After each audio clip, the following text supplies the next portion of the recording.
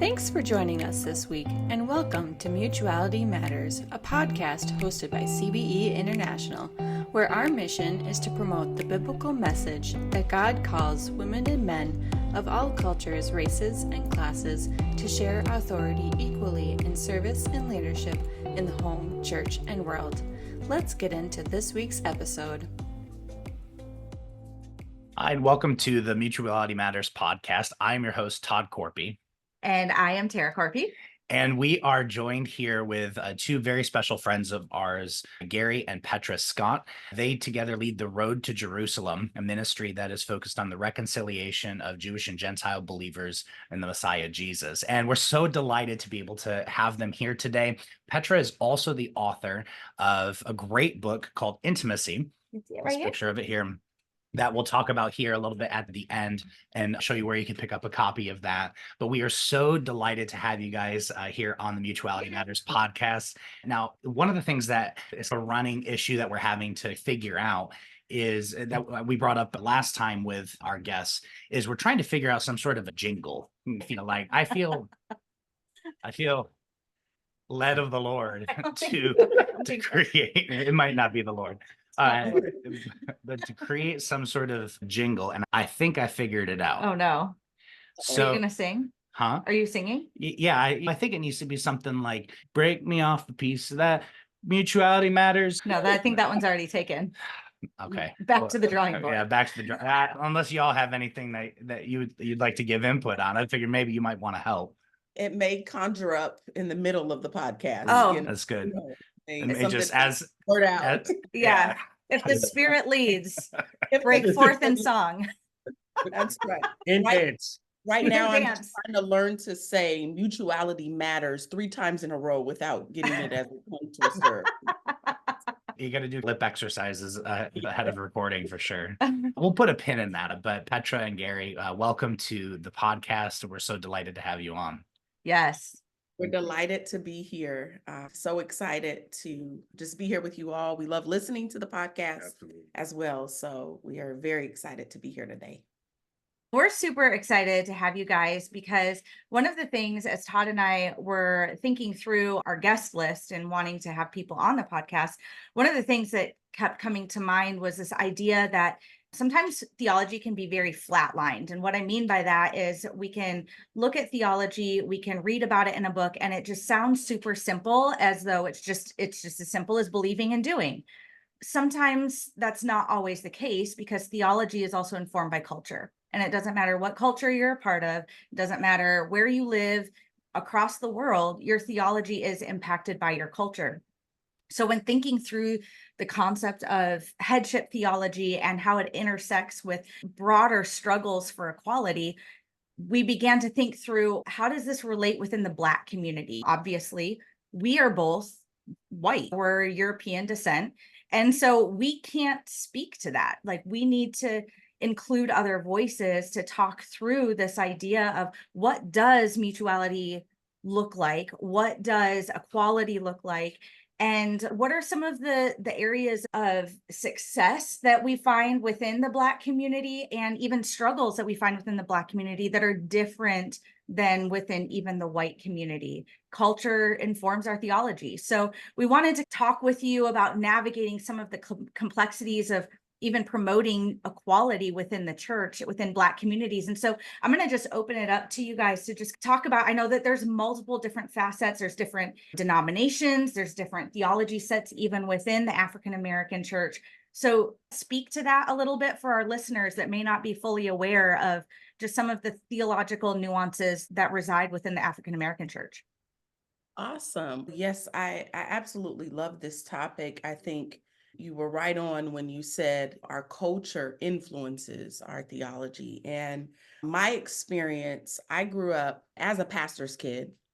My father was one of the first Black pastors in the Evangelical Free denomination, but he was ordained through the Baptist church and went to a seminary that was like a systematic theology seminary. He had a nuanced journey into how his theology was formed, but yet he led a church on the west side of Chicago right in the hood, right Mm. in an urban environment.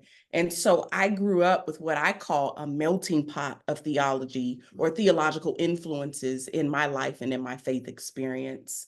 For me, as an African American woman growing up in the church, one of the things that was consistent about my environment in the 80s and 90s, which is very true to many urban environments, is that you have a lot of single moms that make up the church. It's very rare to see a majority of families have both mother and father representation. So, because of that, when you're teaching and you're talking about the head of the household or things like that, a lot of those terms in a headship theology context don't apply to a single mom who's holding down the fort for Mm. herself, her kids, and even for her community. And so I didn't grow up really hearing only male leadership being empowered. I grew up hearing things like let God lead the home, and where you may need some direction, or where your sons may need male influence, or your daughters may need father figures. I grew up seeing a real communal ownership of what it meant to mother and father a community. Fast forward into my own pursuit of ministry, just studying and researching a little bit about the history of the Black church.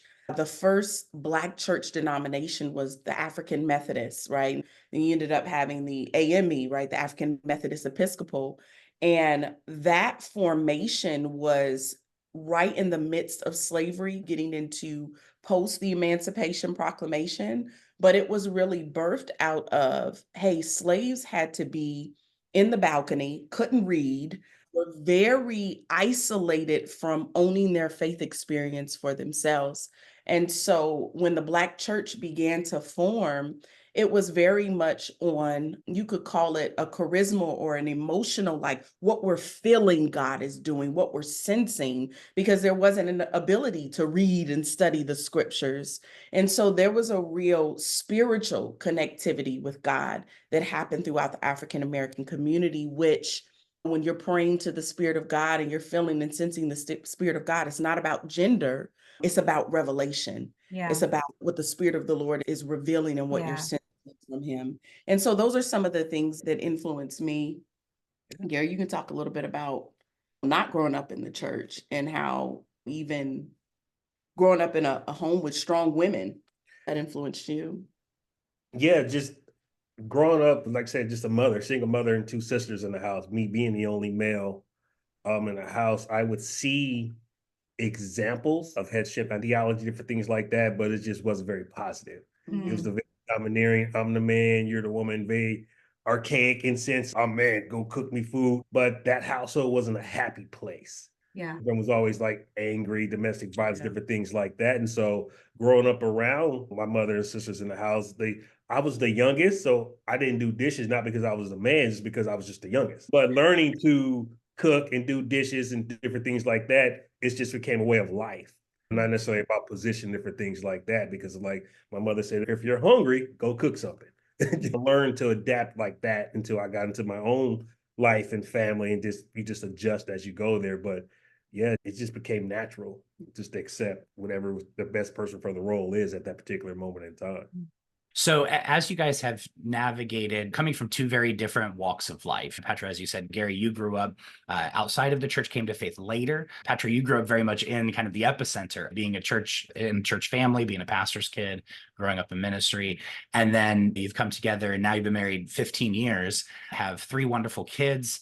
And how has that impacted coming from two different walks of life, still within the African American community? How has that impacted how you guys have fleshed out what headship looks like, what equality looks like, what mutuality looks like within your own marriage, Mhm. especially as you've approached doing ministry alongside one another? You guys have planted a church, you guys have launched ministries, we've done ministry together, we've seen how you all interact. And that's one of the reasons we wanted to have you on the show, is because you very much demonstrate this mutual relationship where you operate in unity and an interdependence with one another. But how did that all come to be in light of coming from two very different walks of life? Todd, that's a great question. I'll kick it off, babe, and then you add in. For me, one word, healing, extremely healing. I even get a little choked up as you were asking the question. I got a bit choked up thinking back on it, because while I was immersed in the center of ministry, our home was very complementarian. My dad was from the military background, so very much wife submit to your husband. My mom made every plate, did all of the what would be considered sometimes stereotypical roles that only a woman does. And I remember even at a young age going, I don't know if this is necessarily something I want. I would always be the kid to get a slap on the wrist. Dad, go fix your own plate. Yeah, Petra, matter of fact, you take the plate to him now. I always felt like maybe this isn't the system for me, so maybe I've just got to have a single life. I really rebelled hard against that. But when I came to know the Lord for myself, I had a desire to get married and want to have a family, but I also had this call to ministry. And it has been a pain point for me in my life, just my journey of being a woman in ministry and experiencing healing and validation. But the person that came from was Garry. Garry was the first man to say, God created you exactly how he created you without any mistake, with intentionality. Go be the boss he made you to be. And I'm going to make sure that you live it and you do it. And when we got married, I remember I was a young adult pastor, and I was also working for a men's ministry as their program director, booking various speakers and artists. And I remember Garry always challenging me with, I feel like you're holding back, or I feel like when you're in these rooms around these people, you pull back, or you'll have an answer, but you don't share it. Or him saying things like, I see you're around a good old boys club. How do you navigate that? And his just awareness of things that I kept bottled up internally really caused me to question, Lord, am I suppressing my call because of these environments that I'm in that aren't fully accepting as women, as leaders? I remember me processing with him, having various men say to me, man, you were a man, you could be like a mega church pastor by now. Your gifts are, if you were a guy, what you would be able to do. And me processing that with him, and him saying, man, those people are jerks, man. Like, what a compliment, right? Yes. And I remember about a year before we got married, the biggest spiritual influence in his life was a lady by the name of Mother Emerson. And she was the pastor's wife of an AME church in Denver, right in the hood where he grew up. And that was his godmother. She took in his single mom and his sisters and him as family. And I remember when he met me, he was like, man, if Mother Emerson could see you and meet you. And it's powerful for me because the biggest spiritual influence in his life was a Black woman. It wasn't a Black pastor or a man, it was a woman. And so he could see those similarities in me and almost was dogmatic in wanting to see me live that out. And it forced me to have to go before God and say, God, I'm willing to be all that you've called me to be. So even though I was in ministry before him, I was ordained as a pastor while we were married, and really felt proud and supported in that calling because he really championed me and pushed me to embrace it. So, yeah. And then my influence really just boils down to like community and teamwork. You know, growing up, sports were my epicenter, everything that we did. And so when you look at just teamwork and just next man up, best person in the best position. And so I still take that philosophy and apply it to life. Marriage is a team sport. Life's a team sport. And so I just apply that to everything that we do. So literally just day by day or play by play, quarter by quarter, you just say, hey, you call the right play. And if there's a play or a position that she fits better in, I'm okay stepping back. She makes a shot, and then vice versa. Women have been at the forefront of discoveries, new technologies, leaders in their communities, homes, even churches for hundreds of years. But their stories often go untold and eventually get forgotten. Join CBE International at this year's conference, Tell Her Story, Women in Scripture and History, where we will spend 3 days rediscovering these stories and studying the mountains of evidence for women in leadership. Come for exciting keynote lectures and in-depth workshops from renowned scholars, authors, and theologians. You can register today at cbe.today/Denver 2024. Yeah, I love that, because one of the things that, I mean, obviously, and growing up Pentecostal, we very much identify with, like, our church heritage was built by strong, spirit-filled women that were permitted in various capacities to walk out that call, not without resistance, not without ego. And I love drawing out that theme of really being heavily influenced by the mothers of the church. That, Garry, one of the things that I want to ask a follow-up question to you on, because, like, real talk, like, I grew up with hearing women preach in that tradition, very much like that was normal. My parents were complementarian in some ways in home, but my dad was also very egalitarian, like championed my mom as she would teach and preach around the state of Michigan. And so one of the things that I have found is, no matter how egalitarian you might be, no matter how mutualist or how much you desire to walk together, there are two major things. The first is our own ego. At the end of the day, we are still men, and we fight those societal expectations of what we should be, how we should act, how we should be in relation to our spouse. And I love the fact that as we've grown to know each other, I appreciate that you lead from a quiet strength. You don't have to assert yourself or be the loudest person in the room or control the room, but at the same time, that strength is very evident. The other thing that we fight are those external expectations, especially leading together in ministry. How have you supported Petra while also being authentic in who God has called you to be? Because in your ministry, especially now with The Road, Petra is the CEO and president. And so how do you fight those expectations when inevitably you guys are at a conference somewhere or at a church and they go to Garry as the head honcho for the ministry, and you have to constantly go be like, hey, go talk to her. She's the one running the show here. It's just, you deal with the assumptions and expectations. There's certain plays I can answer those questions and we just roll with it, but I always point them back to Petra.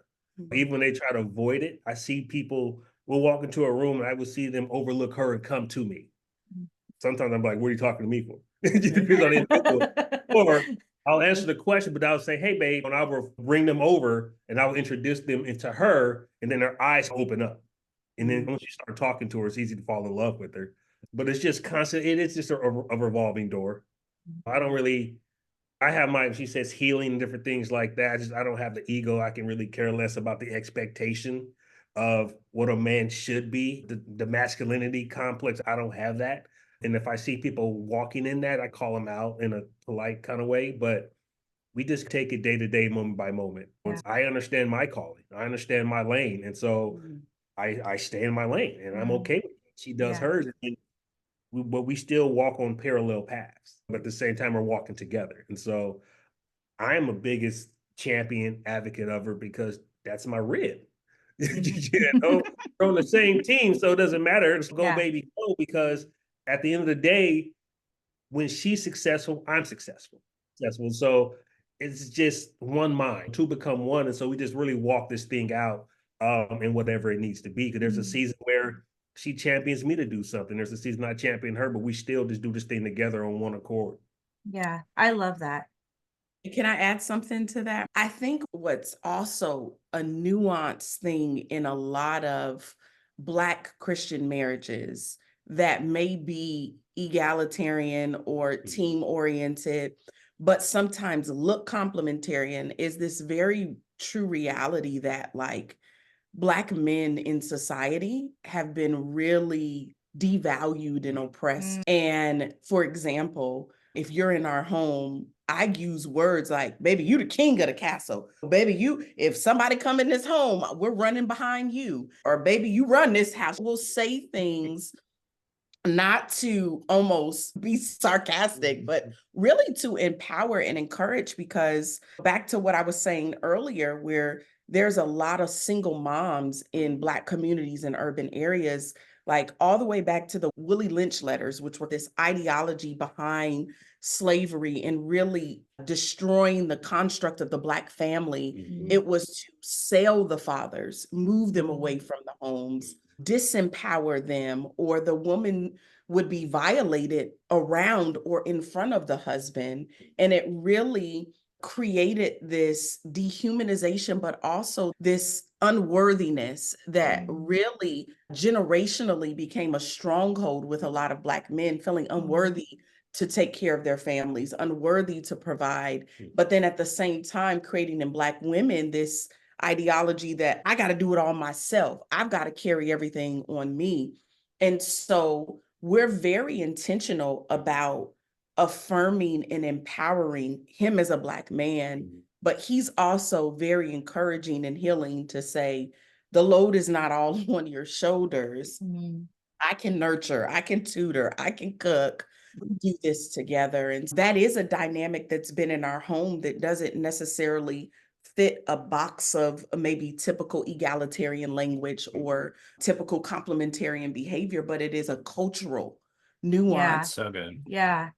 Wanting our Black men to feel uplifted and empowered. That's so good. And I think, but that really is mutuality, right? Mutuality is that working it out together and not seeing one as more important than the other. But what you guys are both speaking to is actually a security. You each have a security in who God's called you to be, and you want each other to be exactly who God's called each other to be as well. And Garry, I like your idea of the team mindset of, if you're the point guard, but you've got somebody that can bang a three out, you're going to throw the ball to them, let them hit that 3-pointer, and then run to the other side of the court. It's not like this ego, it's no ego amigo kind of policy. And I think it also, there's such tremendous value in whenever we're all very passionate about empowering women in ministry, empowering women in the home.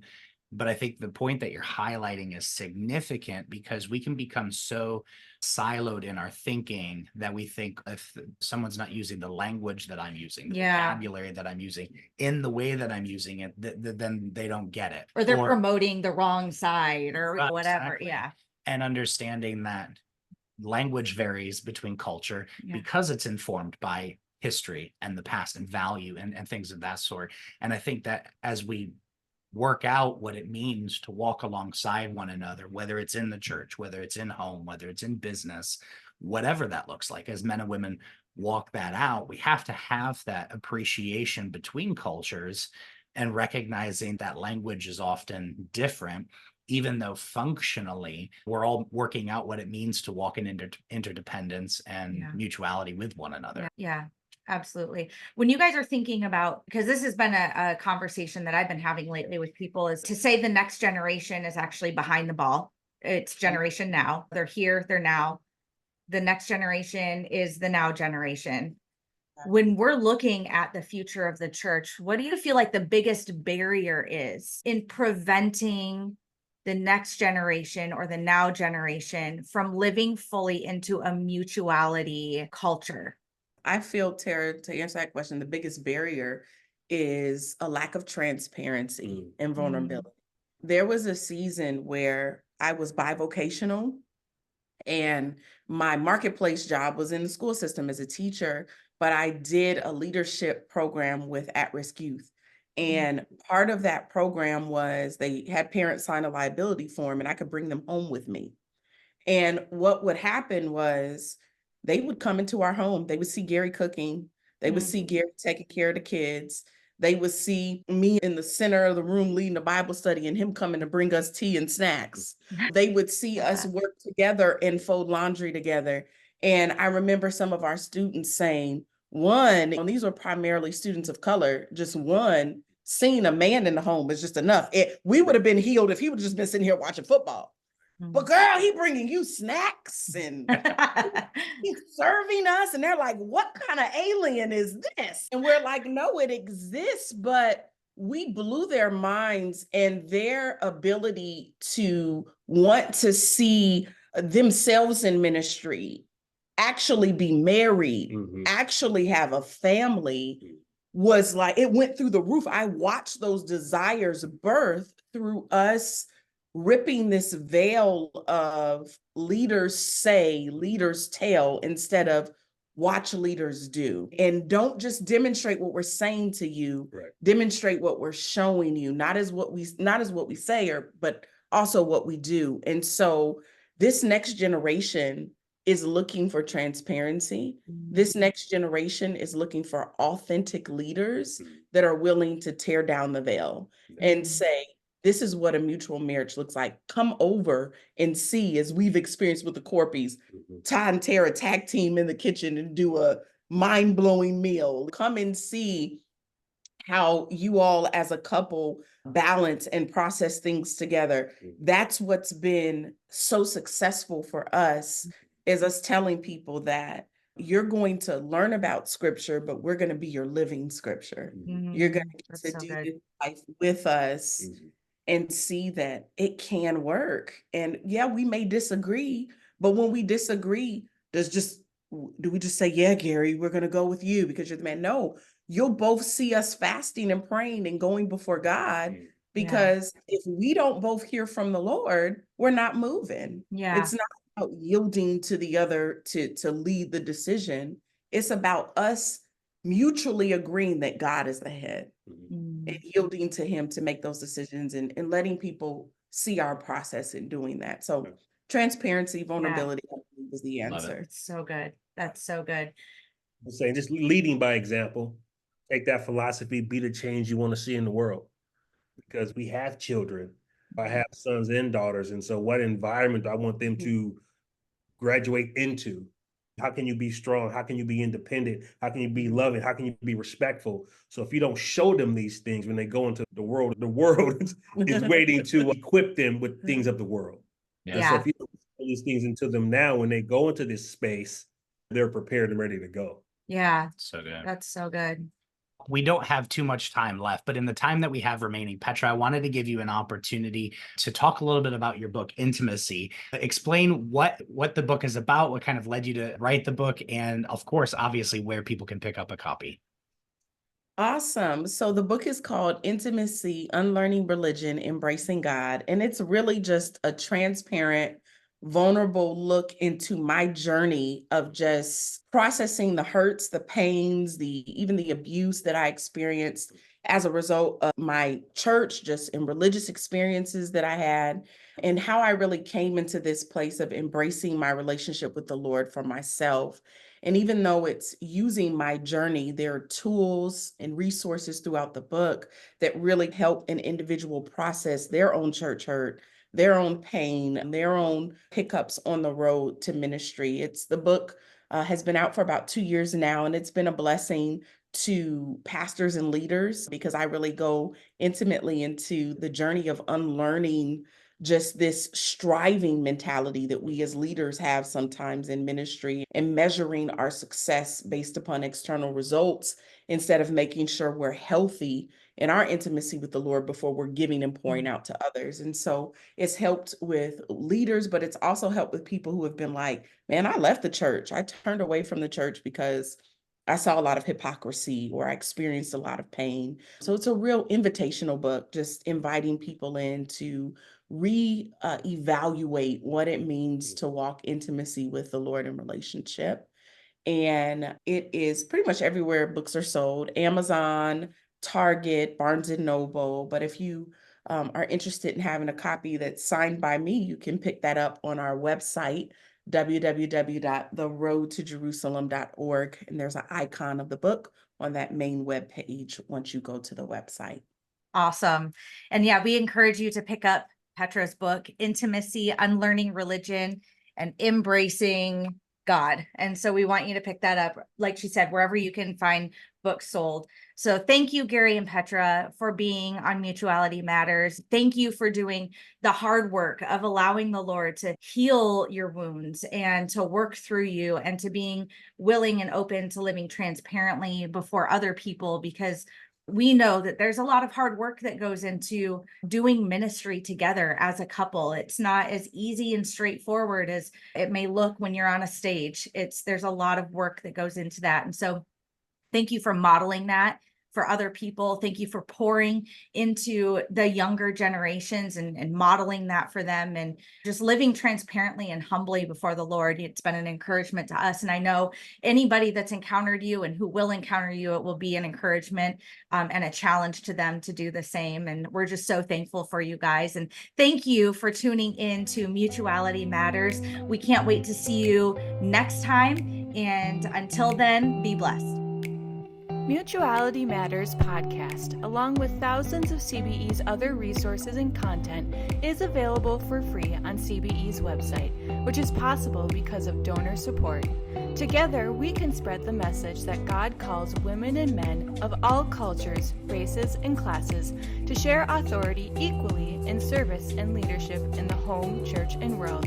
Give today at cbe.today/donate.